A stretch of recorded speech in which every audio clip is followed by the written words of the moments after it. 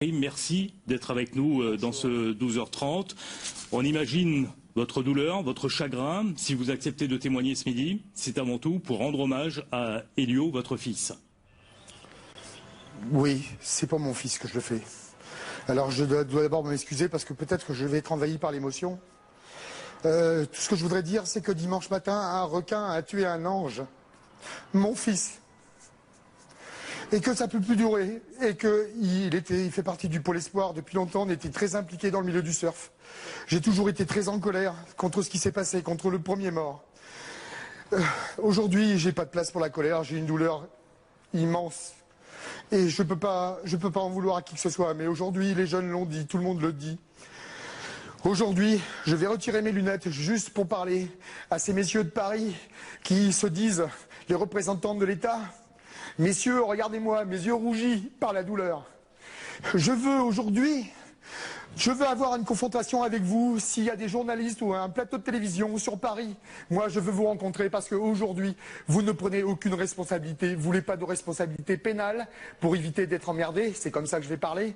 Mais vous avez cette responsabilité morale, la mort d'un enfant. Regardez la photo tous les jours de mon fils. Je veux dire, si j'avais été un père indigne, ça fait 2 ans que je l'ai empêché de surfer. Il a été pris par sa passion. Mais pour moi, c'est pas suffisant. Tout le monde a dit ce qu'il fallait dire. Aujourd'hui, il faut réguler la population requin.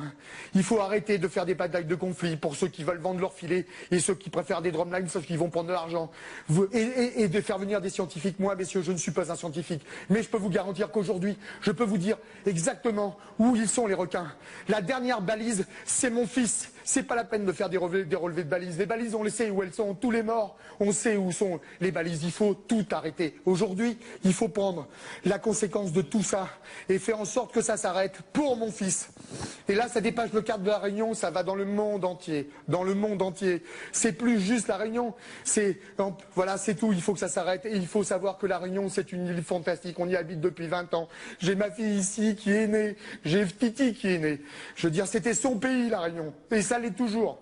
Giovanni Canestri, quel est votre message aujourd'hui pour les familles qui ont un fils ou une fille passionné de surf ?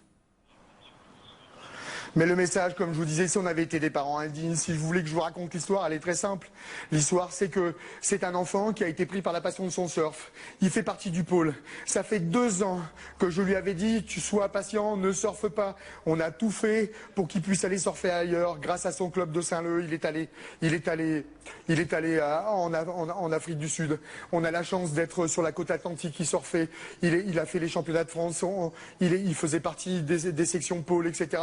Et j'avais inversé le discours il y a plus d'1 an en lui disant, tu sais, c'est pas grave, t'es un compétiteur, mais le surf, c'est aussi le plaisir. Je lui dis, si tu surfes pas à La Réunion, attends, sois patient, les choses vont se faire. Et dimanche matin, la chose qui s'est passée, il s'est levé très tôt parce qu'il avait texté avec ses amis qui voulaient aller surfer à Boucan parce qu'il y avait de la sécurité, parce qu'il y avait un filet. Ils se sont retrouvés là-bas et quand ils se sont aperçus qu'ils ne pouvaient pas surfer à bouc en canotte, ils sont allés aux aigrettes. Et je ne comprends pas pourquoi, parce que mon fils était quelqu'un de très très prudent.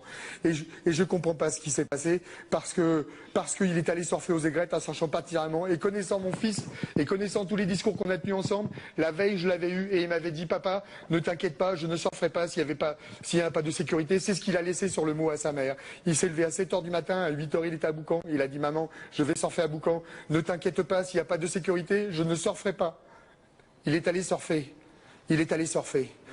Il est allé surfer et il n'est plus là. Monsieur Canestri, on comprend votre douleur. Vous accusez qui aujourd'hui ? L'État, essentiellement, vous lui reprochez d'être trop lent dans la gestion du risque requin ? L'État. Les requins, ce ne sont pas des djihadistes, ce ne sont pas des terroristes, ce sont des animaux. On peut influencer sur l'état naturel. L'État ne fait strictement rien. Je ne parle pas de la commune. J'ai eu M. Silimalé qui est venu à la maison, qui m'a rendu visite et il connaît la douleur du père parce que lui-même a perdu sa fille. Donc qui sait la douleur dans laquelle je suis aujourd'hui. C'est pas de la colère là, je parle avec passion parce que c'est pour mon fils que je fais ça.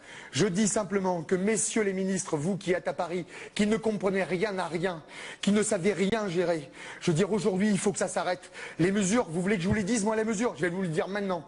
Aujourd'hui, vous faites une régulation requin. Ça se passe déjà avec les populations beaucoup moins dangereuses en métropole, les sangliers, les cerfs, quand il y en a trop, on les tue. On n'est pas en train de parler d'extermination, on parle de régulation. On ne fait pas une réserve marine devant une cité balnéaire qui accueille des touristes. On ne laisse pas un pan entier de la Réunion économique s'effondrer alors qu'à la Réunion on a besoin de travail pour les jeunes. C'est pas possible. Au-delà de tout, au premier mort, on aurait dû faire quelque chose. Le mien, c'est l'ange de trop, parce que si vous saviez qui il était, mon fils, je crois que, et peut-être que tout le monde le ressent, parce que dans le monde entier, tout le monde fait des hommages pour lui, parce que c'est un ange, et aujourd'hui il faut que ça s'arrête. Et je prends rendez-vous ici, s'il y a un plateau de télévision en métropole qui veut m'appeler, qui veut me recevoir avec tous ces gens qui sont à l'État, moi je leur dirai ce qu'il faut faire. Aujourd'hui c'est simple, réguler la population requin, mettre des filets, mettre de la sécurité en place et il n'y aura plus de problème. Merci beaucoup Giovanni Canestri pour votre témoignage. On vous laisse rejoindre le rassemblement qui est prévu à partir de 13h sur la plage de Brisant. Merci énormément, merci. C'était votre première intervention télévisée en direct depuis le décès de votre fils.